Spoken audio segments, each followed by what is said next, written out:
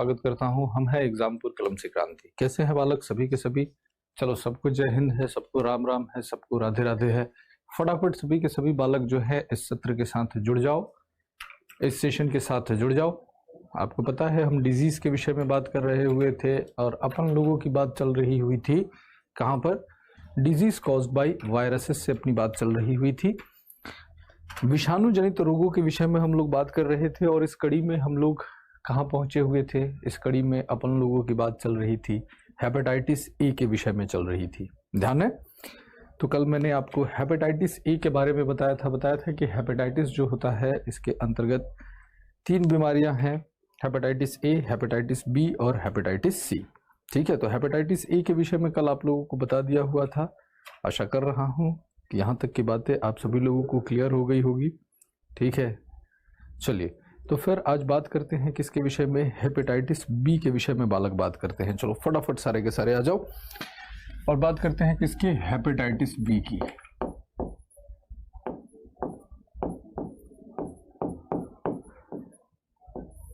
Hepatitis B की।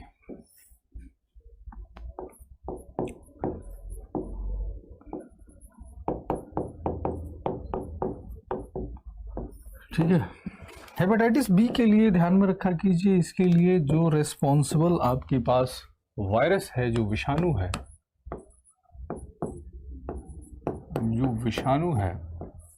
ठीक है, जिस वायरस की बात करते हैं कि जिस वायरस के कारण हेपेटाइटिस बी देखने को मिलता है, ये कौन सा है? HBV virus. ठीक है, HBV वायरस होता है, HBV वायरस होता है, हेपेटाइटिस बी वायरस होता है। ठीक है, जैसे उसमें हमने कहा था HAV होता है, जिसमें भी रहेगा ध्यान में रखिए जो वेरिएंट रहेगा उसको बीच में डाल दिया जाता है। तो वायरस कौन सा हो गया? HBV वायरस हो गया बच्चा। इसका ट्रांसमिशन कैसे होता है? इस बीमारी का फैलाव कैसे होता है? ट्रांसमिशन कैसे होता है? अंतर कर लीजिएगा। हेपेटाइटिस ए का बताया हुआ था कि हेपेटाइटिस ए जो था वो कंटामिनेटेड वाटर और फूड के द्वारा हो रहा था, दूषित भोजन तथा जल के द्वारा हो रहा था। वहीं पर हेपेटाइटिस बी जो है ये संक्रमित रक्त के द्वारा होता है, कंटामिनेटेड वाटर के द्वारा होता है, या फिर ये एसटीडी के अंदर आता है, सेक्सुअल ट्रांसमिटेड डिजीज के अंदर आता है। ठीक है, तो ध्यान में रखा कीजिए कि ये किस तरीके से होता है? संक्रमित रक्त तथा लैंगिक संबंधों के द्वारा, लैंगिक संबंधों के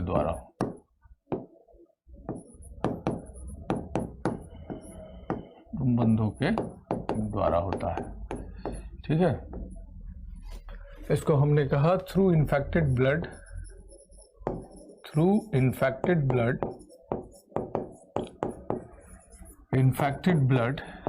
and by sexual relationship।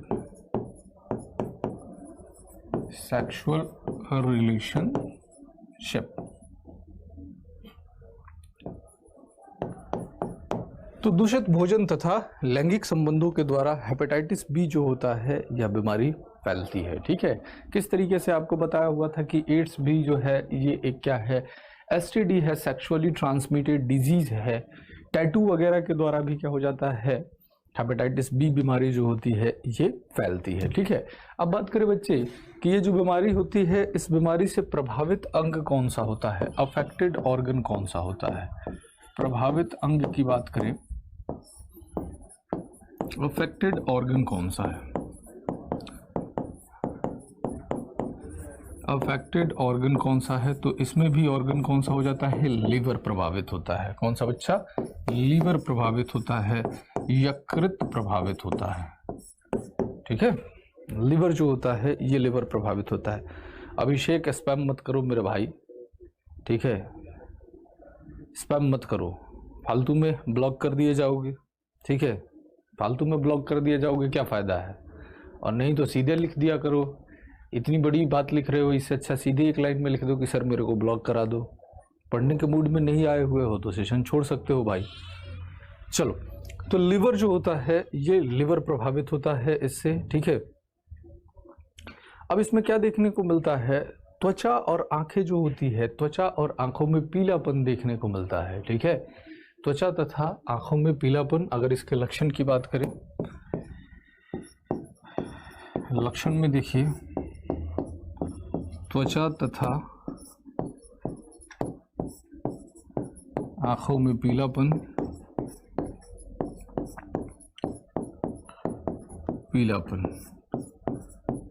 Skin and eyes becomes yellowish. तो क्या हो जाता है, इसमें पीलापन देखने को मिलता है। और क्या हो जाता है, जो ब्लड वेसल्स होती है, ब्लड वेसल्स में स्वेलिंग आ जाती है। जो आपकी रक्त वाहिनियां हैं जो ब्लड को लेकर चलती हैं, इनमें क्या हो जाता है, स्वेलिंग देखने को मिलता है। तो रक्त वाहिनियों में सूजन,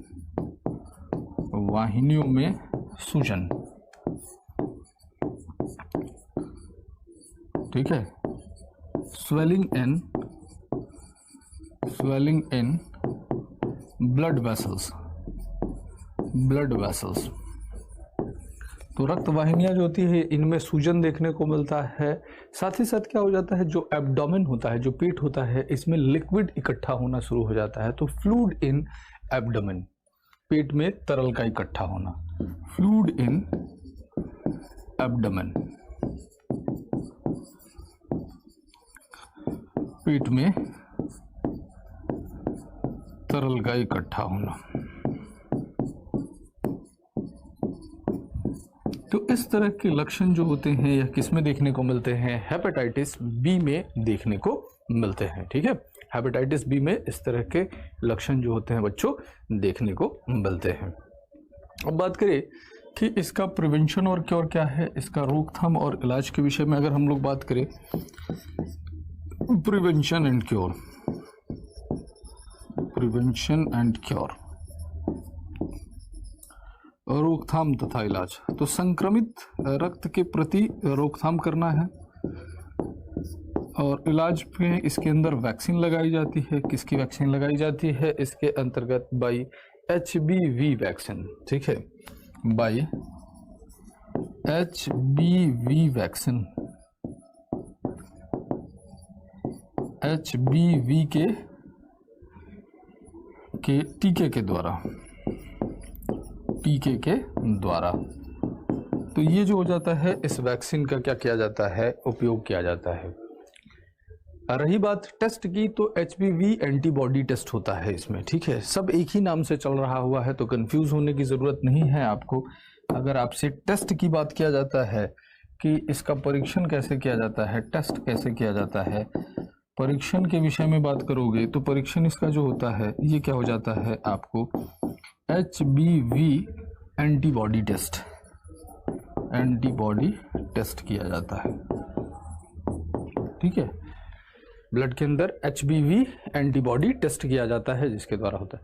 सर इसे जॉन्डिस बोलते हैं ना। अमन भाई, जॉन्डिस जो होगा वो हेपेटाइटिस ए वाला केस होगा, बी वाला केस नहीं होगा, ध्यान में रख लेना। जो दूषित भोजन और जल से फैलता है, हेपेटाइटिस का ही केस आपको बता रहा हूं, लेकिन हेपेटाइटिस ए वाला केस जॉन्डिस का होता है, हेपेटाइटिस बी वाला नहीं, या हेपेटाइटिस सी वाला नहीं। हेपेटाइटिस ए वाला केस को आप लोग किसका केस बोलोगे, जॉन्डिस का केस बोलोगे, पीलिया का केस बोलोगे। हाँ, अब बात करते हैं किसकी, HBV full form, HBV hepatitis b virus होता है, हेपेटाइटिस बी वायरस होता है। देखो यहां पर लिखा है ना, हेपेटाइटिस बी, इसी को शॉर्ट में बोला जाता है HBV। HBV का मतलब हो गया हेपेटाइटिस बी वायरस, या वैक्सीन को भी बोला जाता है हेपेटाइटिस बी, और वी किसके लिए हो जाएगा, वैक्सीन। तो जब वायरस की बात होगी तो वी को वायरस के रूप में लेंगे, और जब वैक्सीन की बात होगी तो वी को वैक्सीन के रूप में लेंगे। तो इस चीज को ध्यान में रखना है। ठीक है, अब देखिए, अब तीसरा जो इसका वेरिएंट है, ये तीसरा वेरिएंट कौन सा है, ये वेरिएंट है हेपेटाइटिस सी, जो इन सभी में सबसे खतरनाक है, हेपेटाइटिस सी।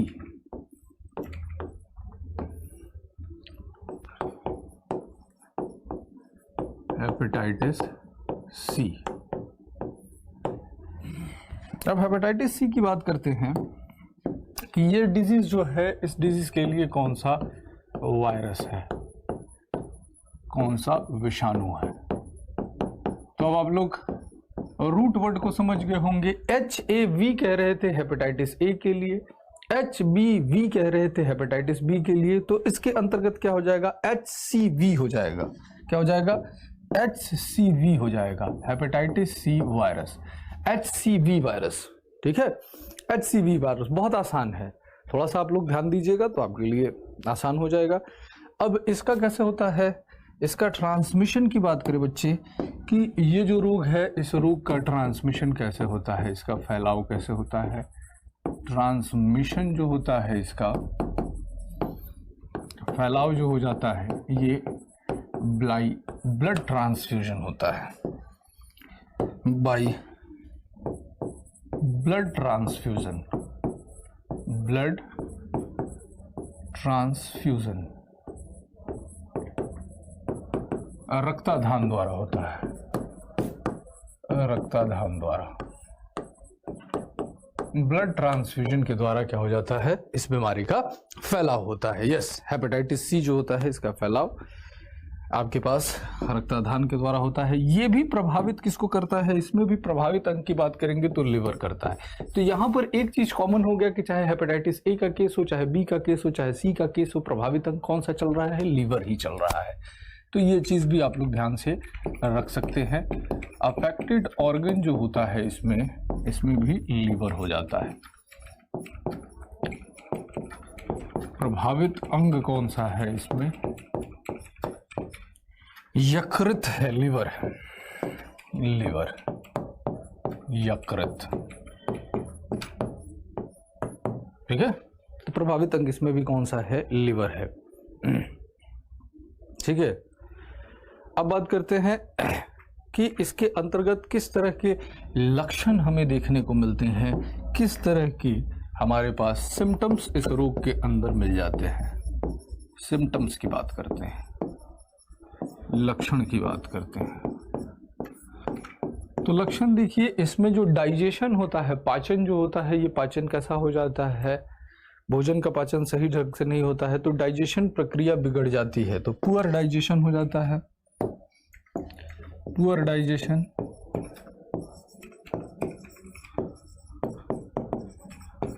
पाचन प्रक्रिया खराब होना,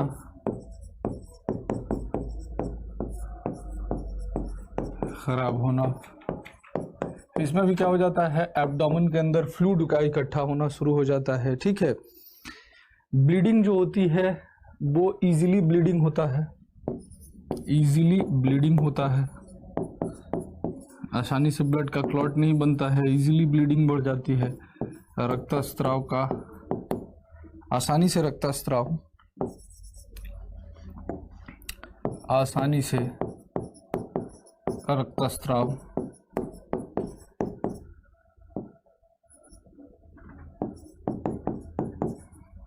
ठीक है, और fluid in abdomen, fluid in abdomen, पेट में तरल का इकट्ठा होना, तरल का इकट्ठा होना।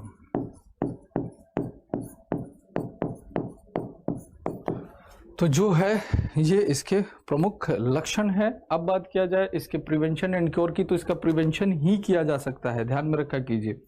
By blood transfusion means, blood transfusion, Dubey ji के ब्लड ट्रांसफ्यूजन, रक्ताधान का मतलब क्या होता है, एक व्यक्ति का ब्लड जब दूसरे व्यक्ति को चढ़ाया जाता है तो इस प्रक्रिया को ब्लड ट्रांसफ्यूजन कहा जाता है।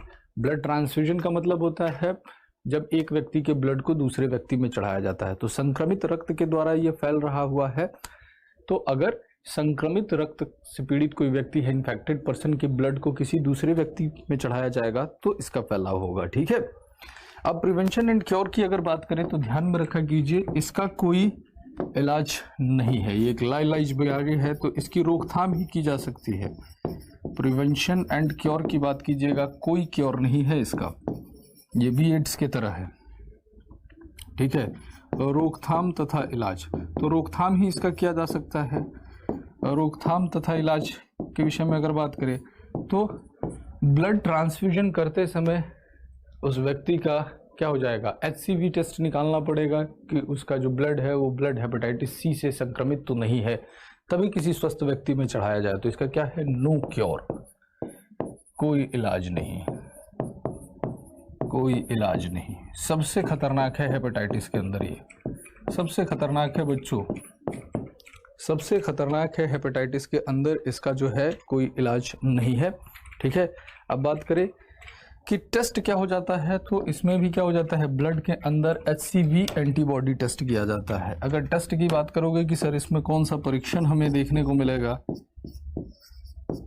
परीक्षण इसमें कौन सा हो जाता है, HCV एंटीबॉडी टेस्ट होता है, HCV एंटीबॉडी टेस्ट होता है।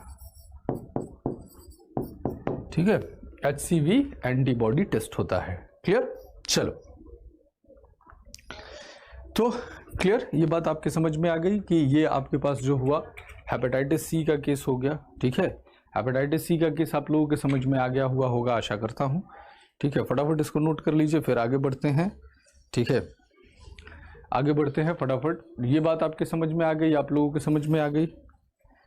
सर ये होता कैसे है, अभी तो बात बताया, कोई भी रोग जो है वो रोग वातावरणीय कारक के द्वारा होता है। तो अगर किसी व्यक्ति के अंतर्गत वो व्यक्ति हेपेटाइटिस सी से संक्रमित हो गया और उस व्यक्ति का रक्त जिस जिस व्यक्तियों में पहुंच गया, वो सारे व्यक्ति हेपेटाइटिस सी से संक्रमित हो जाएंगे। ठीक है, चलिए क्लियर। तो अब मैं आप लोगों से बात कर लेता हूं किसके विषय में, अब आपसे बात कर लेता हूं इन्फ्लुएंजा या फ्लू के विषय में। चलिए, अगली बीमारी कौन सी है हमारे पास, इन्फ्लुएंजा। फ्लुएंजा या इसको फ्लू के नाम से भी जाना जाता है,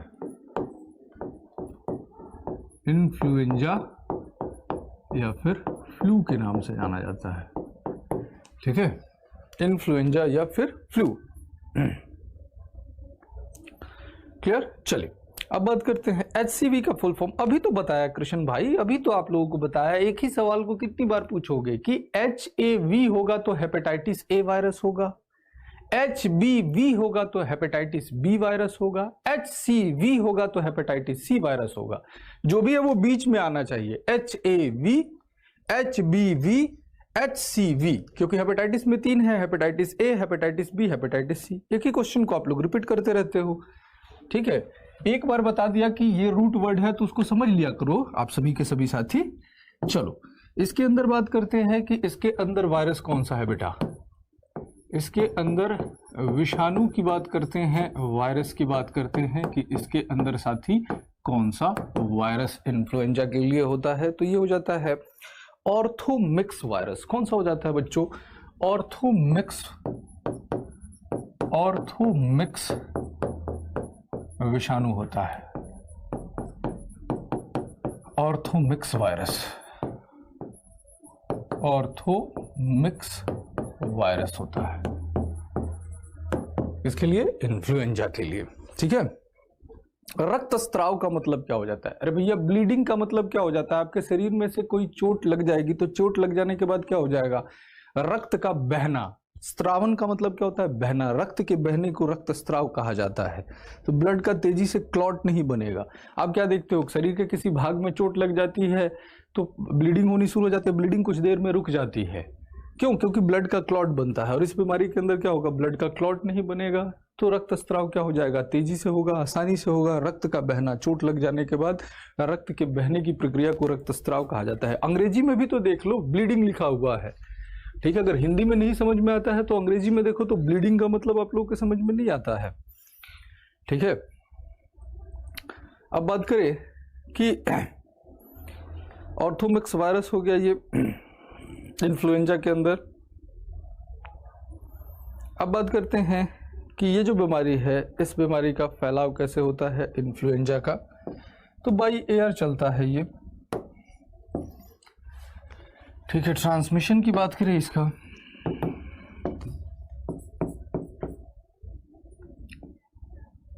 फैलाव,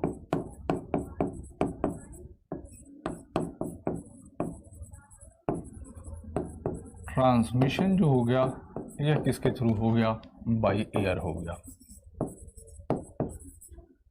हवा के द्वारा। ठीक है, बाई एयर हो गया, हवा के द्वारा हो गया। ठीक है, भैया डिजीज के अंतर्गत ध्यान में रखा कीजिए, कोई सा पूछ लिया जाएगा। इसके अंदर आपको एट लास्ट में मैं कुछ डिजीज करूंगा जिसको रिपीटेड मोड में पूछा गया हुआ है। अब एक डिजीज कोई निकाल के कहिएगा कि सर यही इसमें कौन इंपॉर्टेंट है। इंपॉर्टेंट है तभी तो पढ़ा रहा हूं, नहीं तो आपको छोड़ दिया गया हुआ होता। अब हेपेटाइटिस ए भी पूछा गया, हेपेटाइटिस बी भी पूछा गया, हेपेटाइटिस सी अब तक नहीं पूछा गया हुआ है, तो हेपेटाइटिस सी अब तक नहीं पूछा गया है। हेपेटाइटिस में कहिएगा तो ए और बी ज्यादा इंपॉर्टेंट है। ठीक है बच्चों, तो इसमें जो हो जाता है आपका प्रभावित अंग कौन सा होता है। प्रभावित अंग की बात करें, अफेक्टेड ऑर्गन की बात करें, अफेक्टेड ऑर्गन की बात करें तो इसमें आपका श्वसन नली और फेफड़े, फेफड़े प्रभावित होते हैं। ठीक है, respiratory tract, respiratory tract and lungs. ठीक है, तो रेस्पिरेटरी ट्रैक्ट्स और लंग्स जो होते हैं इसमें प्रभावित हो जाते हैं। ठीक है, इंक्यूबेशन पीरियड बहुत छोटी होती है। जहां पर इंक्यूबेशन पीरियड है आपको बताया था कि वहां पर आप चाहे तो याद रख सकते हैं। इसके अंदर फिक्स्ड संक्रमण अवधि होती है, 1 से 2 दिनों की होती है। जहां पर इंक्यूबेशन पीरियड फिक्स्ड है वहां पर बताऊंगा आप लोगों को। जहां पर नहीं बताया है जिस बीमारियों के अंदर इंक्यूबेशन पीरियड, इसका मतलब कि उन बीमारियों की इंक्यूबेशन पीरियड फिक्स नहीं होती है, तो उसको पूछकर आप अपना समय मत खराब कीजिएगा। ठीक है, जहां पर संक्रमण अवधि है वहां पर मैं अपने आप बता दूंगा। अब किसी में नहीं बताया हुआ होगा तो आप कहिएगा कि सर इसका क्या हो जाएगा। हीमोफिलस विषाणु द्वारा कौन सा, हीमोफिलस मेरे भाई याद रखा कीजिए, हीमोफिलस विषाणु नहीं होता है, हीमोफिलस जीवाणु होता है। अभिषेक मिश्रा जी, हीमोफिलस पर्ट्यूसिस होता है जिससे काली खांसी बीमारी होती है। तो आप जब पहुंचिए उसमें तब बताऊंगा आपको। ठीक है, जब आप जीवाणु में पहुंचिएगा तब बात करेंगे। हीमोफिलस जो होता है ये जीवाणु के अंदर होता है, विषाणु के अंदर नहीं होता है मेरे भाई। जबरदस्ती विषाणु के अंदर डाल दूं क्या मैं इसको, जब होता ही नहीं है तो। ठीक है, चलिए लक्षण की बात करते हैं। इसमें किस तरह के लक्षण देखने को मिलते हैं साथी। सिम्टम्स देखिए, सिम्टम्स देखिए इसके अंदर क्या है। तो बुखार इसमें देखने को मिलेगा, फीवर देखने को मिलेगा। ठीक है, मसल्स एक देखने को मिलेगा, पेशियों में दर्द देखने को मिलेगा और सूखी खांसी देखने को मिलती है। तो फीवर हो गया, बुखार हो गया, मसल एक हो गया, मसल एक हो गया, पेशियों में दर्द, पेशियों में दर्द और कैसा है ड्राइड कफ, सूखी खांसी, ड्राइड कफ, सूखी खांसी, सूखी खांसी। ठीक है, अब बात करते हैं कि इसका प्रिवेंशन और क्योर क्या है। ठीक है, तो वैक्सीन के द्वारा किया जाता है इसका प्रिवेंशन और क्योर। हाँ, सांस लेने में प्रॉब्लम होती है तभी तो बोल दिया। अब ड्राइड कफ होगा तो सांस लेने में तो प्रॉब्लम आएगी ही भाई, मसल्स पेन्स होगा। अब प्रिवेंशन एंड क्योर के विषय में बात किया जाए। प्रिवेंशन एंड क्योर, रोकथाम तथा इलाज टीके के द्वारा होता है इसका भी। By flu vaccine, flu vaccine, flu के टीके के द्वारा।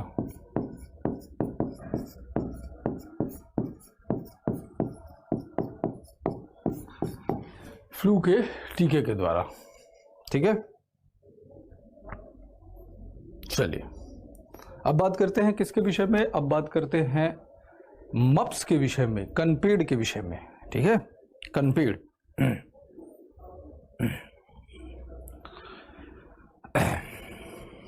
फीवर तो देखो, फीवर तो कॉमन होगा ही होगा, फीवर तो कॉमन होगा ही होगा सभी बीमारियों के अंतर्गत। मप्स, जिसको गलसुआ या कनपेड़ कहा जाता है, गलसुआ या कनपेड़ कहा जाता है, मप्स। अब इसके लिए बात करें बच्चों कि इसके लिए कौन सा हमारे पास वायरस है।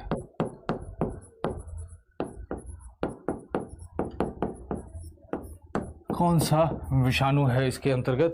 तो इसके अंदर विषाणु होता है पैरामिक्सोवायरस। कौन सा? पैरामिक्सोवायरस। पैरामिक्सोवायरस।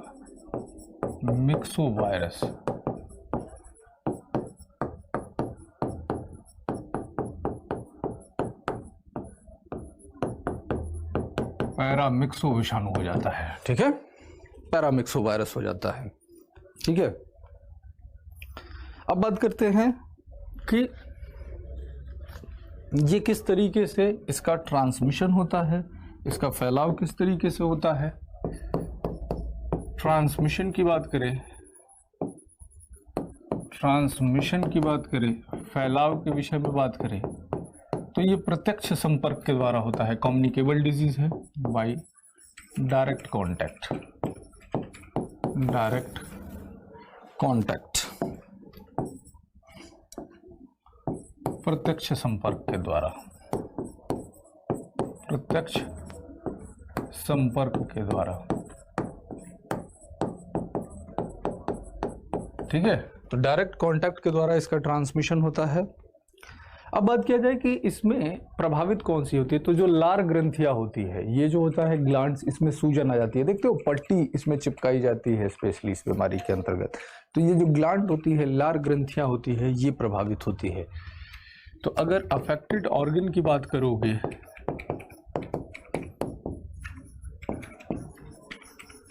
प्रभावित अंग की बात करोगे, कौन सी हो जाती है? लार ग्रंथियां हो जाती है।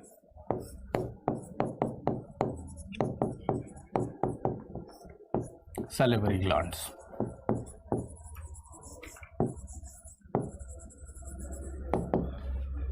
सैलिवरी ग्लैंड्स हो जाती है, ठीक है। अब बात किया जाए कि इसकी इंक्यूबेशन की पीरियड कितनी है, तो इंक्यूबेशन पीरियड इसकी होती है 12 से 21 दिनों की। इंक्यूबेशन पीरियड, संक्रमण अवधि जो होती है यह कितनी हो जाती है? 12 से 21 दिनों की।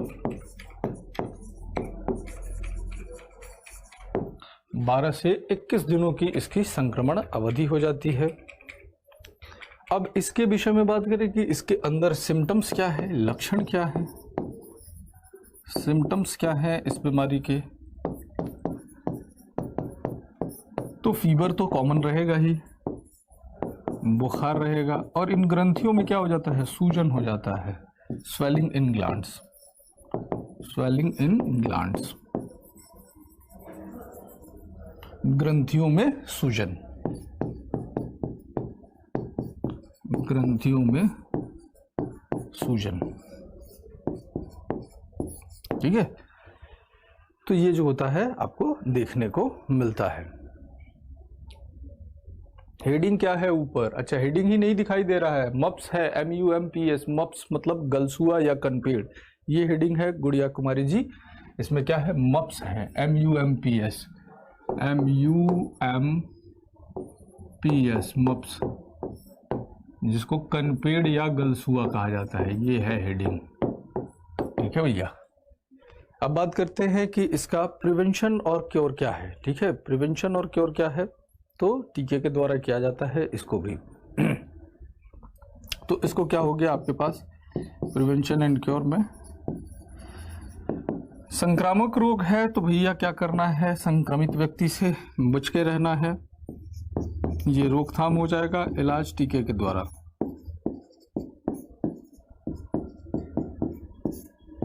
बाय वैक्सीन, टीके के द्वारा, ठीक है। तो इतनी चीजें आपको ध्यान में रखनी है। बायोलॉजी कब खत्म होगा? आपके पेपर से पहले पूरे मार्च लगेंगे भैया, पूरी मार्च लगेगी तब खत्म होगा, ठीक है, इससे पहले खत्म नहीं होगा। तो अगली बार से ये सवाल मत पूछिएगा कि कब खत्म होगा। बाकी तेजी से खत्म करना है, बहुत तेजी से खत्म करना है, तो इसका सिंपल सा उपाय है। और वो उपाय क्या है? आप अपने दिमाग में मान लीजिए कि बायोलॉजी खत्म हो गई है, सेशन में आने की जरूरत नहीं है, तो बायोलॉजी खत्म हो गई, ठीक है। चलिए, तो ये हमने किसकी बात किया, अब तक हमने वायरसेस से होने वाले डिजीज के विषय में बात कर लिया हुआ है। ठीक है, वायरसेस से होने वाले डिजीज के विषय में बात कर लिया हुआ है। तो अब किधर चलेंगे, अब डिजीज कॉज्ड बाय बैक्टीरिया। ठीक है, अब जीवाणु जनित रोगों के विषय में हम लोग बात करने वाले हैं साथियों। Disease caused by bacteria, disease caused by bacteria, bacteria, जीवाणु जनित रोग, जीवाणु जनित रोग। ठीक है, इससे पहले कि मैं जीवाणु से होने वाले प्रमुख रोगों के विषय में आप लोगों से बात करूं, ठीक है, हाँ हुआ होगा, मप्स हुआ होगा। इससे पहले कि मैं जीवाणु से होने वाले रोगों के विषय में आप लोगों से बात करूं, एक चीज को आप सभी लोग समझ लीजिए। ठीक है, एक चीज को आप सभी लोग समझ लीजिए, और वो बात क्या है कि कई बार आपसे पूछ लिया जाता है कि किसी विषाणु, वायरस से होने वाले रोगों के विषय में पूछ लिया जाता है कि वायरस से ये डिजीज है, तो इस डिजीज में कौन सी एंटीबायोटिक दवा का उपयोग किया जाएगा।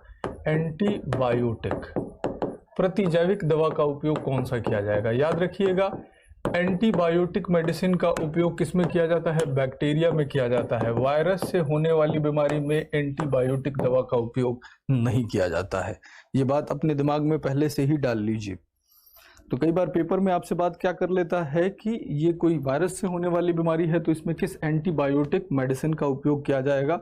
ठीक है, तो याद रखा कीजिए कि इसमें किसी भी एंटीबायोटिक दवा का उपयोग नहीं किया जाता है। ठीक है, ओके, चलिए, तो अब बात किसके विषय में हम लोग करेंगे, अब हम लोग बात करेंगे बैक्टीरिया के विषय में।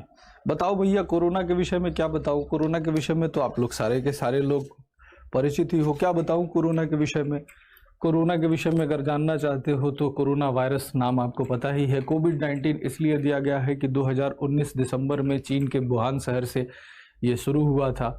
अब बात किया जाए कि भैया इसके लक्षण क्या है, तो ये क्या है, सार्स फैमिली से आता है। सार्स होता है सीवर एक्यूट रेस्पिरेटरी सिंड्रोम। तो ये किसको नष्ट करता है, प्रभावित अंग क्या होता है, सबसे पहले रेस्पिरेटरी सिस्टम होता है, बाद में ये आपके नर्वस सिस्टम तक फैलता है। ठीक है भैया, प्रिवेंशन और क्योर में क्या हो जाएगा, प्रिवेंशन और क्योर में इसके पास क्या हो जाएगा, 2 गज जरूरी, मास्क, वैक्सीनेशन। ठीक है, अब अगर बात कीजिएगा कि इसके लिए टेस्ट कौन सा है, तो पीसीआर टेस्ट है। आरटी-पीसीआर कहा जाता है, पॉलीमरेज चेन रिएक्शन, इसके अंदर पीसीआर टेस्ट किया जाता है। ठीक है, अब इसमें कौन सी ऐसी बात है जो आप लोगों को पता नहीं है, बताइए, जो मैं आपको बता दूं। ठीक है, बस समय खराब करना हो जाता है। चलिए भैया, बैक स्लाइड दिखा देता हूं आपको, लीजिए बैक स्लाइड देख लीजिए फटाफट।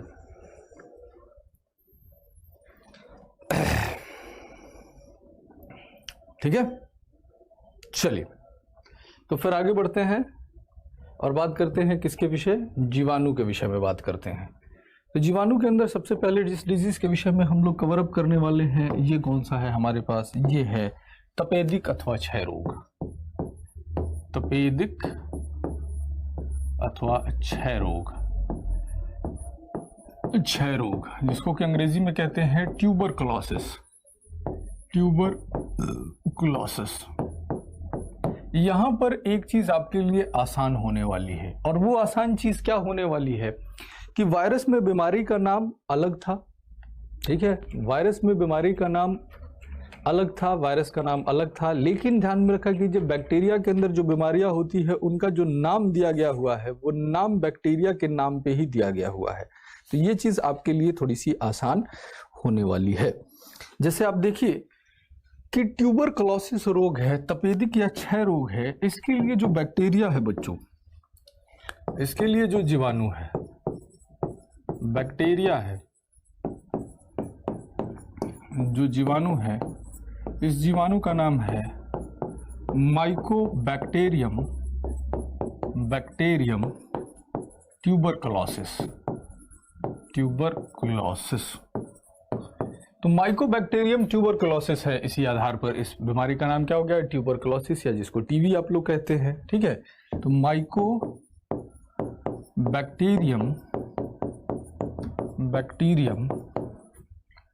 ट्यूबरकुलोसिस, ट्यूबरकुलोसिस,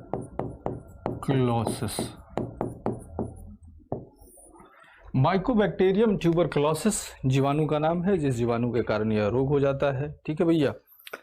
फैलाव कैसे होता है तो आप सबको पता है कि खांसने से, छींकने से, या संक्रमित व्यक्ति के साथ बातचीत करने से, या उसके साथ लंबा समय बिताने से। इवन टीबी बीमारी इतना इन्फेक्टियस होता है कि अगर टीबी का मरीज थूक दे तो उसके स्पिट से जो इसके बैक्टीरिया है वो फैलना शुरू हो जाएंगे। तो खांसने से, छींकने से, बातचीत करने से, भोजन के द्वारा, लार के द्वारा, इस तरीके से क्या हो जाता है, इसका ट्रांसमिशन होता है। तो अगर इसके फैलाव के विषय में हम लोग बात करें, ट्रांसमिशन के विषय में बात करें बच्चों, फैलाव के विषय में बात करें तो इसका फैलाव हो जा रहा है खांसने, छींकने, बातचीत करने, भोजन तथा लार के द्वारा। तो ये क्या है, एक बहुत ही संक्रामक रोग है। ध्यान में रखा कीजिएगा, ट्यूबरकुलोसिस किस तरीके का है, संक्रामक रोग है। तो टीबी के मरीज से दूरी बनानी जरूरी होती है by coughing, sneezing, talking, food and saliva. ठीक है।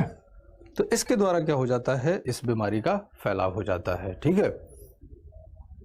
अब बात करते हैं कि इसके अंदर प्रभावित अंग कौन सा होता है। तपेदिक या ट्यूबरकुलोसिस या क्षय रोग में प्रभावित अंग कौन सा होता है साथियों? तो इसमें प्रभावित अंग होते हैं आपके फेफड़े, लंग्स जो होते हैं वो प्रभावित होते हैं। तो अफेक्टेड ऑर्गन की अगर इसमें हम लोग बात करें, अफेक्टेड ऑर्गन की बात करें, प्रभावित अंग की बात करें तो क्या हो गए, फेफड़े हो गए, फेफड़े हो गए बच्चों, लंग्स हो गए।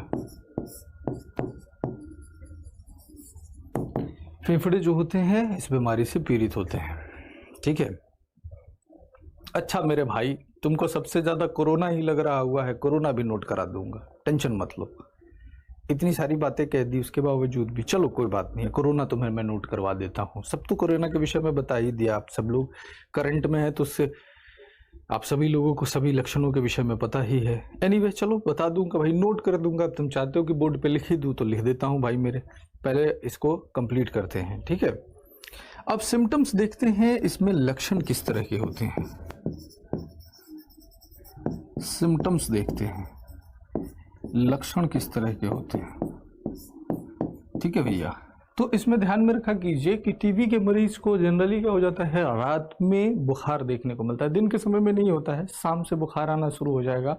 तो फीवर इन नाइट, रात के समय में बुखार होता है।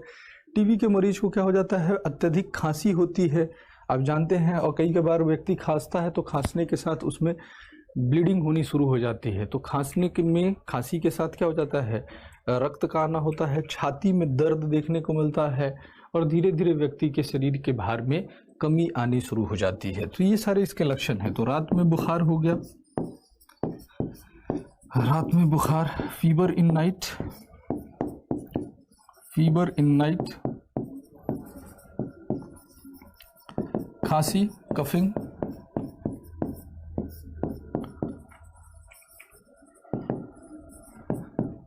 ठीक है, खांसी में रक्त का आना,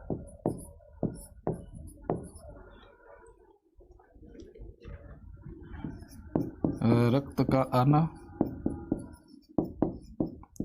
ब्लीडिंग ड्यूरिंग कफिंग, ड्यूरिंग कफ। ठीक है। और क्या बताया आपको, शरीर के भार में कमी, शरीर के भार में कमी, loss of body weight, body weight, शरीर के भार में क्या देखने को मिल रही है, कमी देखने को मिल रही है बच्चों। और क्या देखना हो रहा है, चेस्ट पेन देखने को मिलता है, छाती में दर्द। छाती में दर्द, चेस्ट पेन देखने को मिलता है।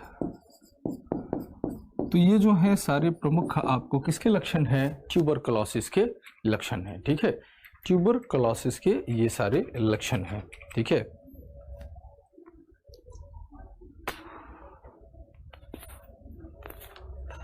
अब बात किया जाए कि रोकथाम और इलाज के विषय में, इसके विषय में बात कर लिया जाए। ठीक है, किसका रोकथाम और इलाज टीबी का किस तरीके से किया जाता है। प्रिवेंशन एंड क्योर की बात कर लेते हैं बच्चों। प्रिवेंशन एंड क्योर देखिए, प्रिवेंशन एंड क्योर, रोकथाम तथा इलाज।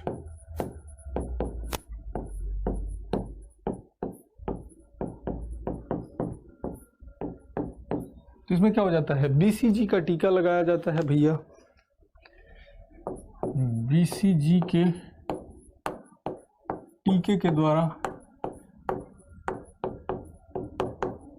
बाई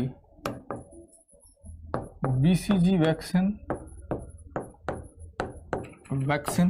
तो टीके के रूप में बात कीजिएगा तो बीसीजी वैक्सीन का इलाज किया जाता का उपयोग किया जाता है। और कई सारी दवाएं हैं जैसे स्ट्रेप्टोमाइसिन है, और सबसे नई खोजी गई दवा कौन सी है? वैलिसिन है। तो स्ट्रेप्टोमाइसिन किस तरह की है? ये एक एंटीबायोटिक दवा है। स्ट्रेप्टोमाइसिन तथा वैलिसिन जैसी दवाओं का उपयोग, वैलिसिन जैसी दवाओं का उपयोग,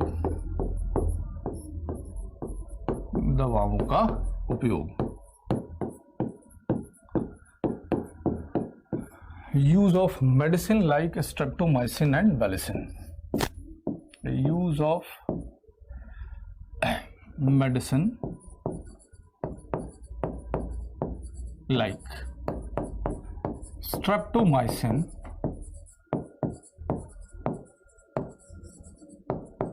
and valicin।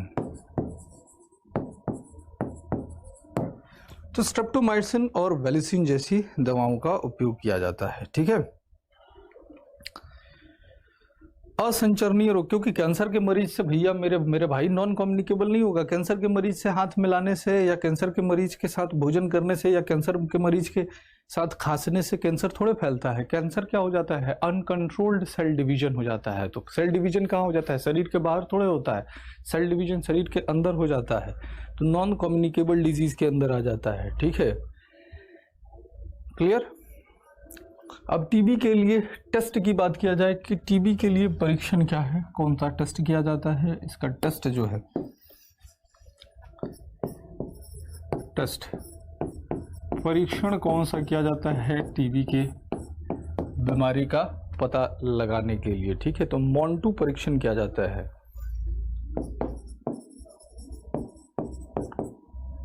टेस्ट मोंटू परीक्षण,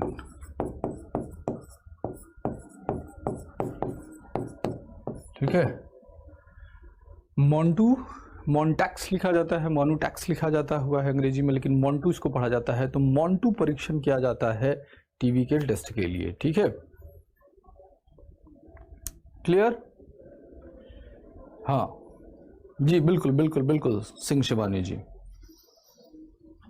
मॉन्टोक्स या फिर मोंटू परीक्षण इसको कहा जाता है। चलिए, तो ये हमने टीबी के विषय में बात कर ली। अगली बीमारी में चलते हैं, अगली बीमारी देखते हैं। अगली बीमारी जो है इसको हमें देखना है डिप्थीरिया को। Diphtheria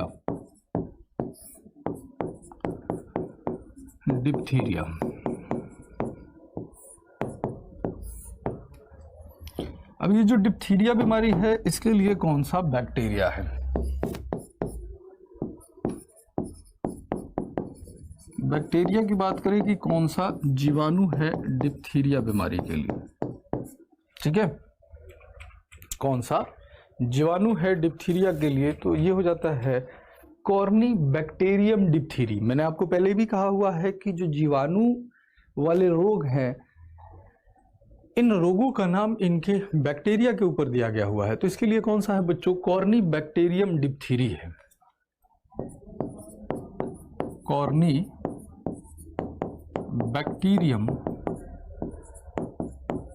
डिप्थीरी, डिप्थीरी, corny bacterium डिप्थीरी।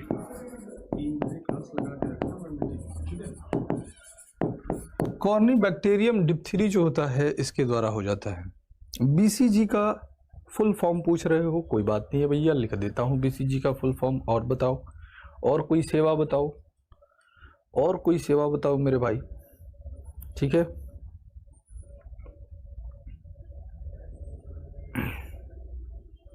देखो ये क्या हो जाता है, बेसिलस कैमिटीग्यूरिन हो जाता है। बीसीजी क्या हो जाता है, बीसीजी हो जाता है तुम्हारे पास बेसिलस,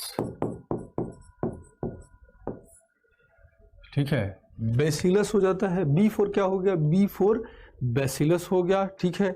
और यहां पर आपके पास बीसीजी, सी क्या हो जाता है, कैमेटी हो जाता है, और जी क्या हो जाता है, ग्यूरिन हो जाता है। बेसिलस कैमिटी ग्यूरिन, ये हो जाता है बीसीजी का फुल फॉर्म। क्योंकि इसको ध्यान में रखा कीजिए, इस टीके को दो व्यक्तियों ने मिलकर बनाया हुआ था। एक व्यक्ति का नाम क्या था, अल्बर्ट कैमिटी था, और दूसरे का नाम था कैमिलो ग्यूरिन नाम था। तो उन व्यक्तियों के नाम पर इसका नाम क्या दे दिया गया, बेसिलस कैमिटी ग्यूरिन, ठीक है भैया। अब यहाँ पर देखिए कॉर्नी बैक्टीरियम डिप्थीरी के द्वारा ये हो जाता है। अब इसमें बात करें हम लोग कि ये जो रोग हो जाता है, इस रोग का ट्रांसमिशन कैसे होता है, इसका फैलाव कैसे होता है, ट्रांसमिशन कैसे हो जाता है, फैलाव कैसे हो जाता है। डिप्थीरिया जो है ये बच्चों में प्रमुख रूप से होने वाला रोग है, तो इसका फैलाव जो होता है सीधे संपर्क से होता है अथवा भोजन के द्वारा होता है। सीधे संपर्क से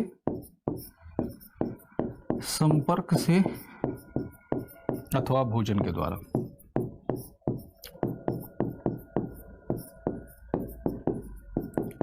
बाय डायरेक्ट कांटेक्ट और through food, by direct contact and through food. प्रभावित अंग क्या है इसमें, श्वसन नली होती है, ठीक है। प्रभावित अंग क्या हो जाती है इसमें, श्वसन नली हो जाती है।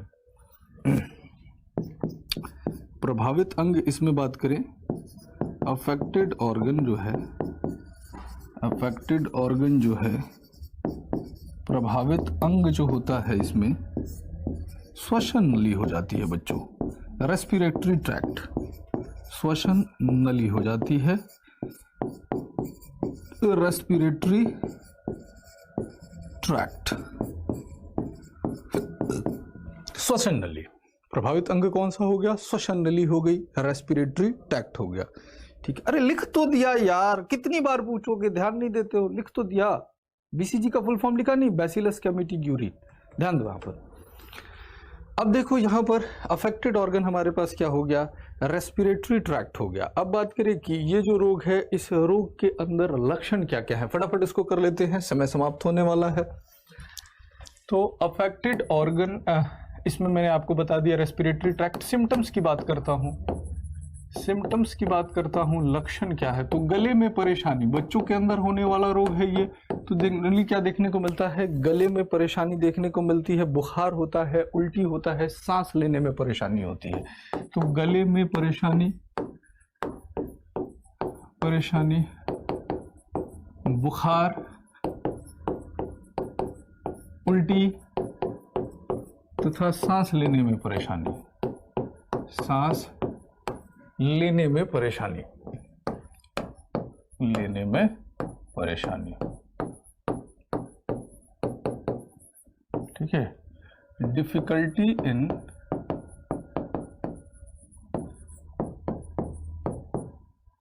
Throat and breathing, fever, vomiting etcetera. ये सब क्या हो जाता है बच्चों, ये डिप्थीरिया के अंतर्गत क्या हो आपके पास हो जाता है। डिप्थीरिया क्या होता है? डिप्थीरिया एक समोसा होता है जिसको हम लोग क्या कर सकते हैं, लाल या हरी चटनी के साथ खा सकते हैं। डिप्थीरिया क्या हो जाता है? एक समोसा होता है जिसको लाल या हरी चटनी के साथ खा सकते हैं, ठीक है। अगर लहसुन अदरक का अचार मिल जाए तो भी उसके साथ खा सकते हैं डिप्थीरिया को, है कि नहीं? क्या पढ़ा रहा हूं? बीमारी पढ़ा रहा हूं तो बीमारी ही होगी नहीं। साफ साफ हेडिंग लिखा हूं, जीवाणु जनित रोग है, जीवाणु से बैक्टीरिया से होने वाली बीमारी की बात कर रहा हूं। डिप्थीरिया क्या है? एक बीमारी है जो प्रमुख रूप से बच्चों में होती है। कॉर्नी बैक्टीरियम डिप्थीरी नामक जीवाणु के द्वारा हो जाता है। अफेक्टेड ऑर्गन क्या हो जाता है भैया? श्वसन नली हो जाती है। इसके सिम्टम्स क्या है, लक्षण क्या है, ये सब कुछ बता रहा हूं। फिर पूछ रहे हो डिप्थीरिया क्या है, तो अब डिप्थीरिया समोसा ही होता होगा भाई, है कि नहीं? डिप्थीरिया क्या होता होगा? समोसा ही होता होगा। जब अब इतने से नहीं समझ में आएगा तो मैं क्या कहूंगा, बताओ आप ही लोग बताओ। रोकथाम तथा इलाज के विषय में बात करें, प्रिवेंशन एंड क्योर के विषय में बात करें, प्रिवेंशन एंड क्योर के विषय में बात करें बच्चे। रोकथाम तथा इलाज, रोकथाम तथा इलाज तो किसके द्वारा किया जाता है? डीपीटी के टीके के द्वारा किया जाता है। डीपीटी के टीके के द्वारा किया, through DPT vaccine, through DPT vaccine. तो डीपीटी के टीके के द्वारा इसका इलाज किया जाता है, ठीक है भैया। चलिए, तो आज की जो क्लास है, आज की क्लास को फिर हम लोग यहीं पर विराम देते हैं। यहां तक की चीजें कर लीजिएगा। इससे पीछे की सारी चीजें जो है आपके पीडीएफ अपलोड हो चुके हैं, तो ध्यान से आप लोग पढ़िए, ध्यान से आप अपने नोट्स बनाइए। आगे की जो चीजें हैं इसके विषय में हम लोग क्या करेंगे, कल की क्लास में डिस्कस करेंगे। तो तब तक के लिए देखते रहे एग्जामपुर एप्लीकेशन ऐप को। चलिए, जय हिंद, जय भारत, शुभ रात्रि, शब्बा खैर।